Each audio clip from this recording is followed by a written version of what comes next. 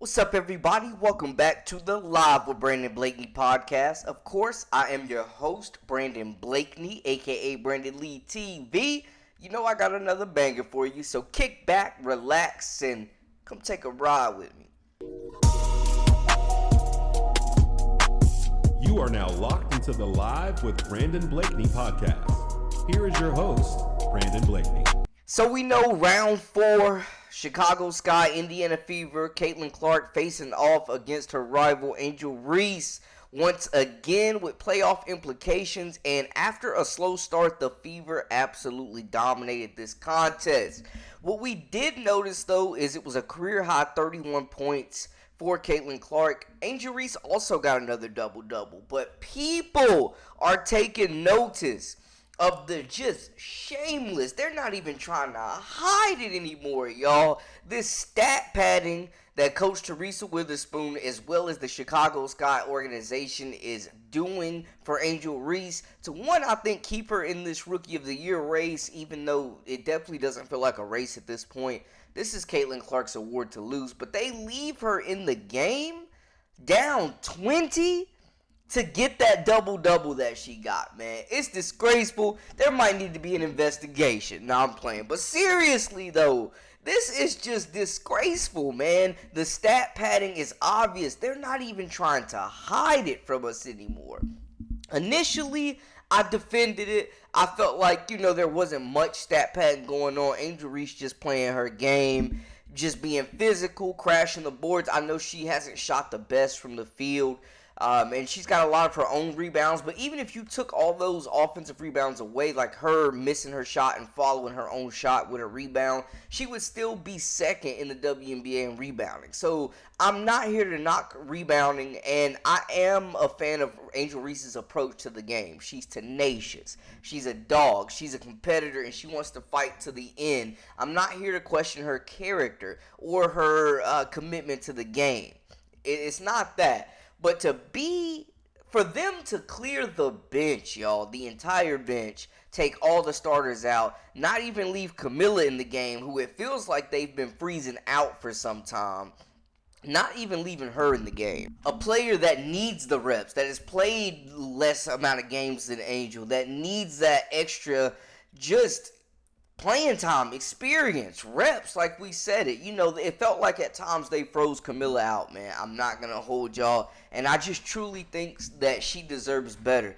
They have sacrificed her development, stunted her growth in favor of making Angel Reese the focal point of this offense, man. And she's just not quite offensively skilled enough yet to run a offense through her. It's just not there. She doesn't have a go-to move. The jump shot is still shaky at best, but she's shooting it more confidently. So, you like to see that. But it's stunning the growth of Camilla. This locker room has been called toxic. Kennedy Carter's missing games. I know they were saying she had COVID, so shout out to the league for not letting her play. But you've got Marina Mabry jump ship, and this team has not looked the same since they lost her. They've won 1 out of their last 6 games, out of their last 7 games, bro. They've been the worst team in the league probably since post-break. They have not looked the same, and they did not get an equal return for Marina Mabry. Camilla Cardoso has suffered. The Dana Evans is asking the jump ship. Obviously, there's something going on. There's arguments happening in this locker room. There's egos clashing, and it's hurting the team, and it's showing up on the court, man. They came out firing on all cylinders in that first quarter and then completely fell apart. And the fact that Angel was in there in the fourth quarter, in the final minutes, they're down 20, it's obvious. There's no defending it. There's nothing I can say that could make that logical in this situation. There's nothing I can say. They're shamelessly stat padding at this point. Having Angel Reese play in this game down 20 in the fourth quarter is straight ridiculous. They are stat padding, people, and it's obvious, it's blatant. They aren't even trying to hide it. And this is not a shot at Angel. Of course she wanted to stay in the game, but Teaspoon is allowing this. And I understand she's a first-year head coach, but they are calling her Osama bin Spoon. They on the internet, they are killing her right now and saying that she is the reason she hasn't gotten the best out of Camilla, and she is one of the main reasons why this team is totally doing a nosedive. It is a dumpster fire in Chicago right now. And for them to just be so focused on Angel Reese getting these double doubles over the team's success, it feels like at times, and I've said that before, it's ridiculous. It's blasphemy. And Camilla deserves better, man. Like, on the season, Angel has been productive. I'm not taking that from her. Angel's averaging 13.2 points per game. The scoring has improved, and 12.9 rebounds with 1.8 assists, 1.3 steals. They lose to the Fever 100-81. She finishes with 10 points and 11 rebounds. An ugly double-double, man. Shameless that they had her in the game. Yeah, she got the double-double, but at what cost? Like, we are losing respect here, man. It is just blatant stat padding. And there's no plausible way to defend what's going on. And with all this, it's still not a race for that Rookie of the Year award. And to be honest with y'all, the way Rakia Jackson has been hooping, she's looking like she's coming for that second spot to finish runner-up for the Rookie of the Year. I'm just saying, because it is Caitlin's award to lose at this point. But the stat pattern is just ridiculous, man. I thought Coach T. Spoon, I don't expect this team. They should tank. I don't expect them to. They're not going to pack it in because that's just not the mentality of this group. That's not the mentality of T-Spoon. But the favoritism towards Angel costing your top draft pick, Camilla, minutes, touches. I mean, she's shooting over 50% from the field. She's been a more effective scorer when she's gotten touches than Angel has. And she is just not getting the touches that she deserves, man. She is being held back, and she's been playing at another level since the post-Olympic break, man. She has as much upside. I think she's more skilled than Angel. She's 6'7", elite defender, shot blocker, can shoot it a little bit, can dribble it, has been a capable passer in the past. Like, this is who they need to be getting the ball to, man. She had so many mismatches in this game, bro, where they just went away from her. She got mismatches where it was a guard on her. They don't throw it in. They look her off. She's opening the pick and roll, slipping screens. And there's just not even looking in her direction. And it's really, like, Lindsey Allen has been an okay presence at point guard. I think she's more so suited to be a backup point guard.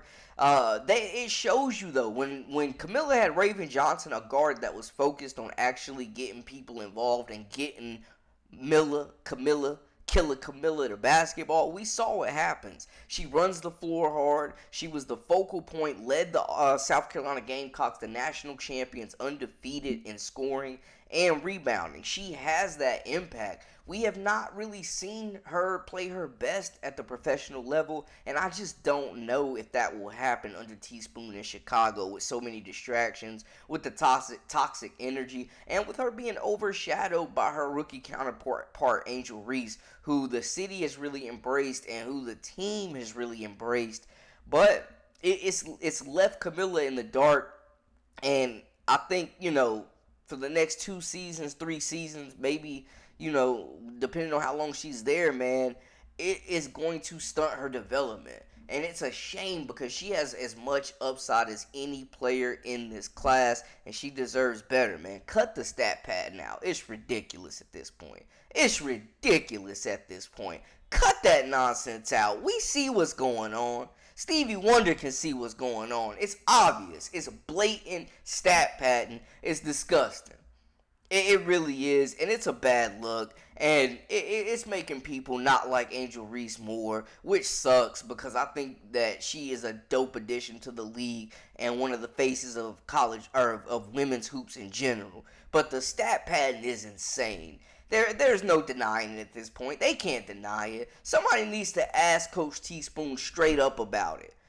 Like, yo, what are you doing? What's going on? Why are you so concerned with Angel Reese getting these double-doubles over the overall team success? Because it is blatant, and it's Bush League. There's no point. There's no parts of the game for this nonsense, man. Like, it's nasty work. It's nasty work. And we got to call it out. Y'all know I keep it real with y'all, 100% unbiased. But the stat pattern, man, come on. It's disgraceful at this point. Y'all let me know how y'all feel in the comments, though. Holler at me. Talk to me. Subscribe for all the latest of the greatest. Of course, this is the Live with Brandon Blakeney podcast. I am Brandon Blakeney, a.k.a. Brandon Lee TV, your host. Until next time, man, we out.